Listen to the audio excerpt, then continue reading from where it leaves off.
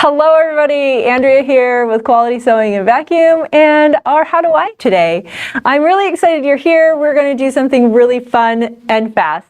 These are little folded Christmas tree napkins. Aren't these adorable?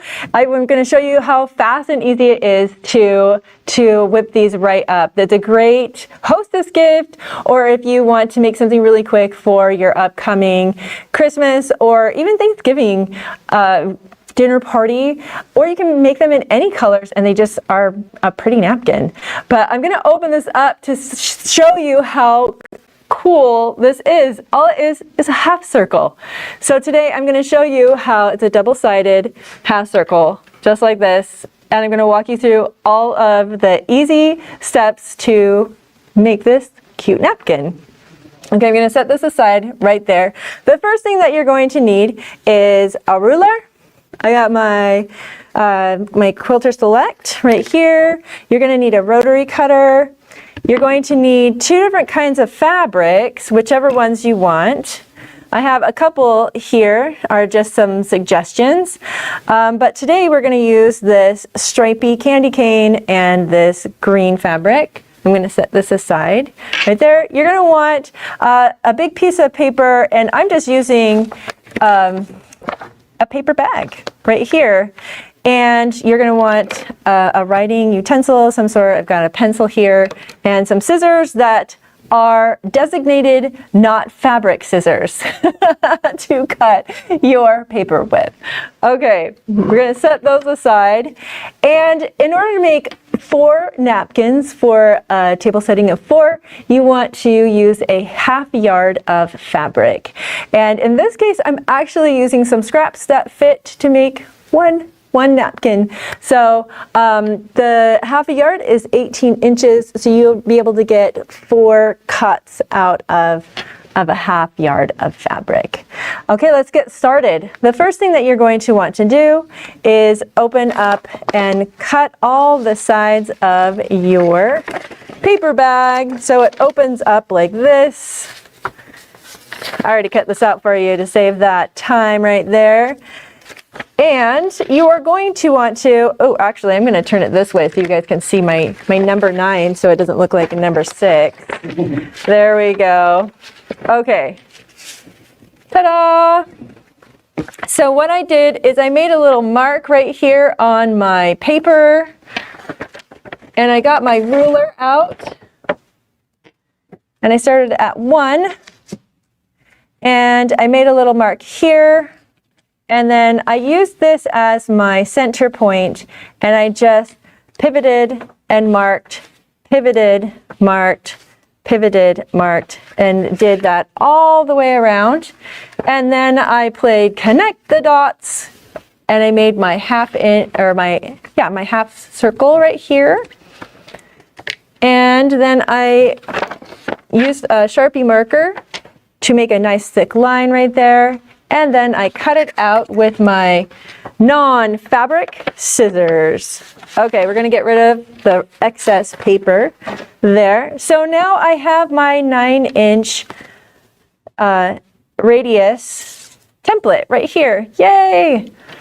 And then, so I'm going to set my template aside now that I have this right here, and we're going to talk about our fabric. So I have my 2 fabrics right here, and one thing that you want to do before you get started on your fabric is you want to prep your fabric. I used the Best Press Premium Quilting Crafting Spray, but any spray that you want to stabilize or kind of starch your fabric, you want to do that first because we are cutting on the bias in a circle, and it's really good to stabilize your fabric before you start cutting on a circle because it will help it stay more firm and it won't want to shift as much. Okay, so I'm going to flip this over so you can see both sides. We're going to put wrong sides together. So you can see that we've got both sides beautiful, just like that. I have evened up this edge right here. I'm going to make sure both of those are together. Right like so. Okay, there we go. And I am using the So Tites magnetic cutting system because I love how it stabilizes my fabric. I'm going to put a couple of my magnets out right there, and my fabric isn't going to shift around now. And then I'm going to take my template. Sorry, it is going to be upside down here for a second so I can see it. Okay, I'm going to put my template on here, and I'm going to use my magnets to stabilize my pattern now. And I love cutting with my rotary cutter, my patterns, because I get such even layers. I know that my layers aren't going to shift or anything. That's why I love using the magnets. And make sure you've got a nice sharp blade in your rotary cutter. I'm just going to go all the way around, and I'm cutting both sides together because we're going to sew them together right like they are. Okay, and just like that, we have our half circle. So all the edges are raw. We're going to keep those raw. And we're going to go over to our serger. Today we're working on the serger, and we are doing a rolled hem. And I absolutely love the rolled hem. It is it's probably my second most used, besides just the regular stitch on it, the chain stitch for sewing. It is my second most used stitch on my serger. Okay, so I'm going to set aside these guys over here, my template, and I've got my double-sided fabric with the wrong sides together, so the beautiful outside is right there. Okay, let's move over to the serger, and we're going to walk through how to set up your serger for a rolled hem. Okay, we're working on the L890, and this is like one of my dream machines, and I just love it. Okay, so what I love about this machine is if you go to the little home, there's like a little house button right there. It will guide you through how to thread your machine for whatever mode you need it in. We're going to go in the guided mode, which is going to guide us all the way through what we need to do. We want to sew on some fabric today, so I'm going to press on this little button that looks like a dress form. And we have some tightly woven cotton, and that's these little guys ask you what kind of fabric are you using. We are using some cotton. And then it shows us pictures. They're not words, they are actual pictures of what the stitch looks like, what we need. So we're going to go down, we're going to scroll down here. Oh look, it's a rolled hem. This is option G. We're going to click on that, and it says this is a 3 rolled hem. Do you want that? And I just click the little green button and says, yes, that's what I want. It's going to walk me through how to do this. I'm going to lift my presser foot. That's what it tells me to do. When I've done that, I just press the next button. No unthreading required. Sweet. Awesome. Okay, and then it tells me what foot to attach, C11, and I see down here that's what I have in the machine already. If I needed more directions, I could press the little video and it would show me a little video of how to do my foot.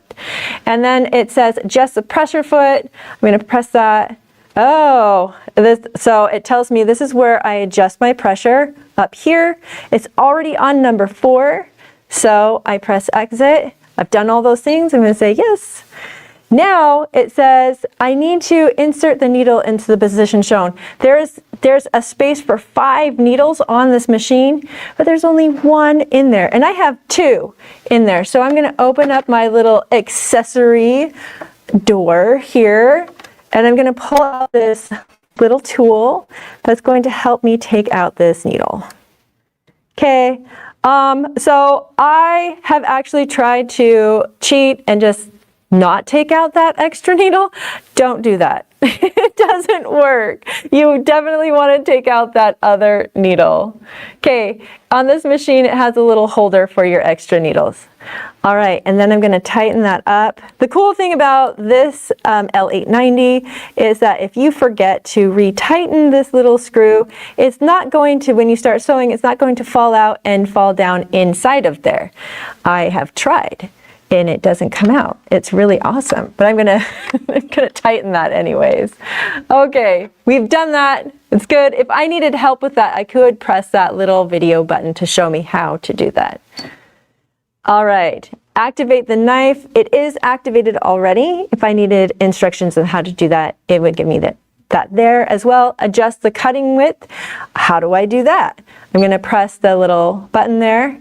And oh, it's this little lever down here, and it said to put it on number 6. We're good, it's already there. I'm going to exit out of there. And each machine is different, but I just love how this machine just walks you through the entire thing. Attach knife cover insert. If I needed to know what that was, it is this tool right here that's already in there. If I needed instructions on how to do that, I could press the little video and it would show me. Activate upper looper. I don't know what that is. So I'm going to press that. Oh, it tells me that I need to switch this over here, and it's already there. So we're good to go. All right. Hook out upper looper converter. What is that? Oh, look, it like goes into the machine itself. I'm going to pop this out so you can see what it's talking about in our machine. And it's this little lever right here. If it was in there, we need to pop it out, and it is already out. So we're good to go there too. All right, I'm going to exit out of there. We're good there. Set rolled hem section lever to position R. What is that? Right here, there's an O and an R. Overlock rolled hem. We're going to activate that little lever to R. We're good to go. And it says the thread following paths need to be in green, blue, and red. And we are good to go. We have all 3 of those paths already threaded in through the machine up to our little guy right here. And that was it. It just walked me through the entire process of this. Isn't that so awesome? And just like that, we are set up for a rolled hem. That was so easy. Okay, and now we're going to take our 2 fabrics. Now, if you want, you are welcome to put some pins in here. You can put clips all the way around the edge. But after I have starched and ironed these and cut them out together, I found that they stick really well together. Okay, I'm gonna make sure those are right together. My foot is up. I'm going to slide in my fabric right beside my blade because I don't need to cut any of the edge off. This is exactly the size that I need. And then I'm going to put the fabric right up to, but not into the fabric and the needle. And oh, one piece of advice is always have actually, before I start with our actual fabric, I'm going to take our scraps and we are going to sew a little bit on the scraps just to get that chain stitch started, especially if you are starting from using a different stitch. You want to make sure that I'm going to cut a little bit of this off so it's not huge. All right, we're going to test it out to make sure that it is doing exactly what we want it to. I'm going to lower that foot right there, and in this case I am going to cut some of the fabric off just to make sure that it's doing what it's supposed to.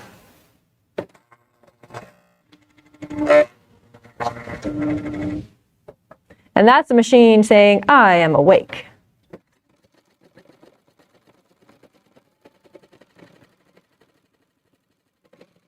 Oh, it's looking beautiful. This is a chance for you to evaluate if your fabric is working properly and your stitch is working properly. And there is a beautiful rolled hem, just like that. Beautiful. Okay, it's working perfect. Now we will go on to the actual fabric. Now that we have done a scrap, and in this case, I don't want to cut off any of our extra fabric, so I'm setting it up beside the blade. It'll cut off any little hair fabric follicles that are hanging out there. All right, let's stitch. All right, first, my little tail is getting stuck in there. Always kind of keep an eye on the very beginning of that stitch. Sometimes the little tail likes to loop around, it curls. So it curled back in there, but that's not a big deal. We'll take care of that in a minute. All right, here we go. We're gonna keep going.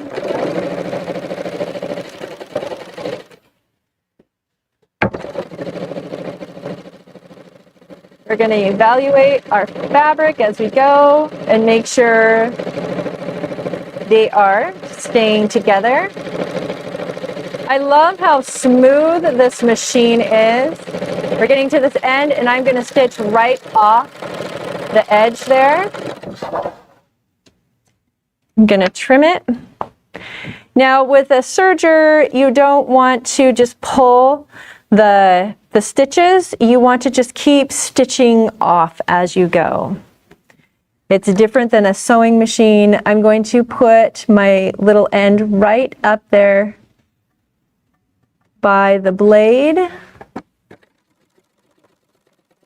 And it's going to catch that in there. Now going around a circle and edge is a little trickier. So what I'm watching is I'm watching where it's going right next to the blade, which is in front of the needle. That's where I'm keeping my eye and making sure that it's going right in at this beautiful angle, just like so. Now with this rolled hem, this rolled edge, you can stitch over it 2 or 3 times, depending on how much you want the edge to stand out. Like if you did almost like tone-on-tone napkins and wanted to do like a fancy thread, you could really, in order to make that thread stand out really boldly, you could go over the stitch again. And oh, we're coming back to this little tail right here. We're gonna cut it off right at the end there. And voila, you have another napkin. Ta-da! Now I could flip this upside down and I can go over the stitching again and make it really thick. In fact, that's what I did with the first one. I flipped it so it had double stitching on each side just to see what it would look like. And I could do it again if I wanted it to look even more defined. Okay, we're going to come back to our little cutting table. I'm going to show you how to fold these. Okay.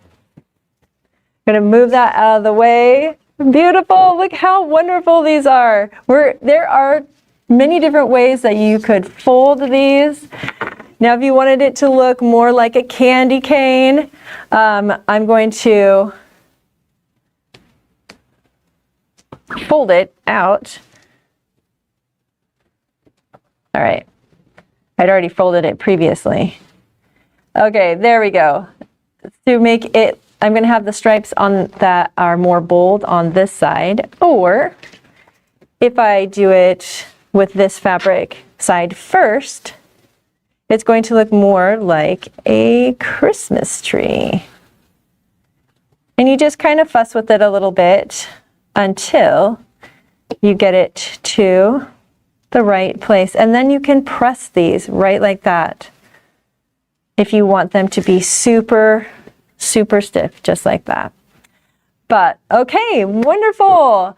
Thanks for following me all the way through. How easy and simple those were. You can you can make a party of 10 in like a half an hour of these cute napkins, or make some for your next holiday hostess. Thank you for joining us today. Let me know if you have any questions down below, and we will see you on next week's How Do I?